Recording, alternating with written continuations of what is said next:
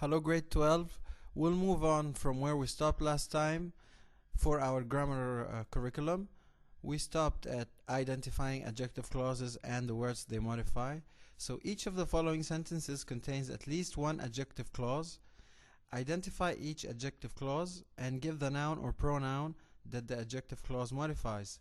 Be prepared to tell whether the relative pronoun or relative adverb is used as a subject, the direct object, the object of a preposition, or a modifier in the adjective clause. Now our first example has a scientific information that the Mariner and Pathfinder space missions gathered about Mars increased readers' interest in science fiction books about the planet. Now you see the Mariner and Pathfinder space missions gathered about Mars. So this is our information.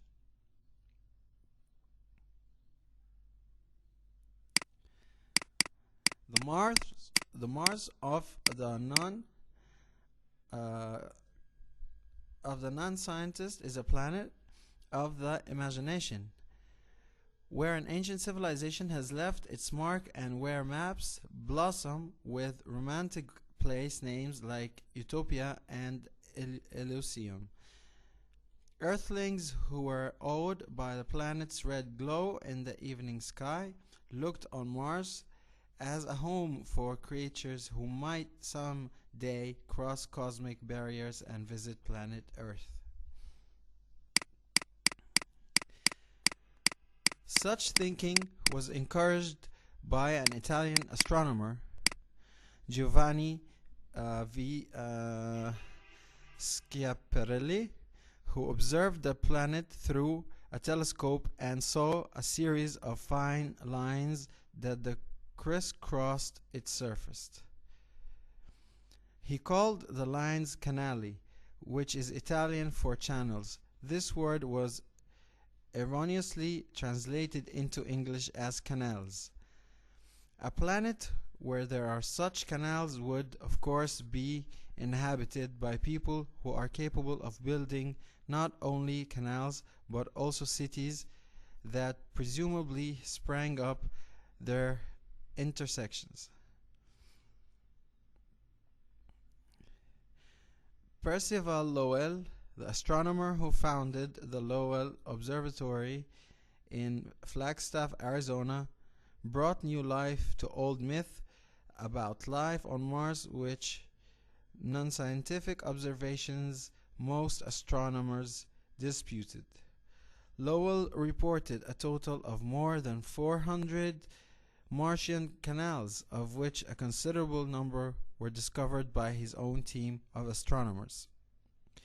One writer whose interest was drawn to Mars was Edgar Rice Burroughs, whom many people know as the creator of the Tarzan books.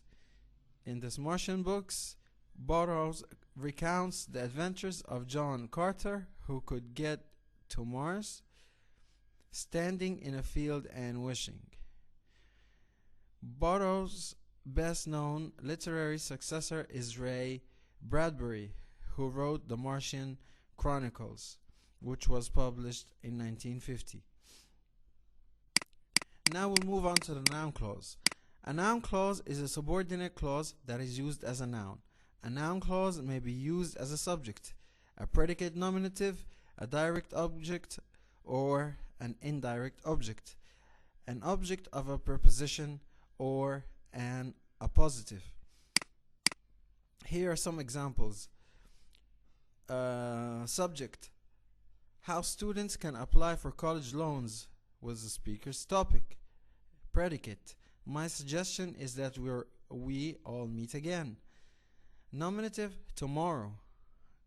Direct: I wonder whether Columbus was truly the first. Object: European to explore the Americas. Indirect: Mrs. Romero offers whoever completes additional object assignments extra credit. So it's, as you can see, it's identifying each part on its own. Object of a preposition. Write your research paper about whomever you admire most. A positive. Copernicus' theory that the sun, not the earth, is the center of our solar system was rejected at the time. Now here are common introductory words for a noun clause. How, if, that, what, whatever, when, whenever, where, wherever, whether, which, whichever, who, whoever, whom, whomever, whose, why. The word that introduces a noun clause may or may not serve a grammatical function in the noun clause. Example, Tawana will do well at whatever she attempts. The word whatever introduces the noun clause and serves as the indirect object of the verb attempts. Does Lewis think that Puerto Rico will become a state someday? The word that introduces the noun clause but does not serve a grammatical function in the clause. Sometimes the word that introduces a noun clause is not expressed but is understood. Example, I think that I am Pei is one of the judges of the design contest. Do you know that the actor James Earl Jones was once a pre-med student? Now just a note, another type of noun clause is the infinitive clause. An infinitive clause consists of an infinitive with a subject, along with any modifiers and complements the infinitive has. The entire infinitive clause can function as a direct object of a verb. Example, Judy's father expected her to finish her homework. The entire infinitive clause is the direct object of the verb expected. Her is the subject of the infinitive to finish. The infinitive to finish has a direct object, homework. Notice that the subject of an infinitive clause is in the objective case, and that the infinitive takes the place of a main verb in the infinitive clause. We'll stop here, and I hope you liked our lesson. I hope you take care, and above all, you stay safe. Thank you very much, and don't hesitate to contact me if you need anything or any help. Thank you very much, and bye-bye.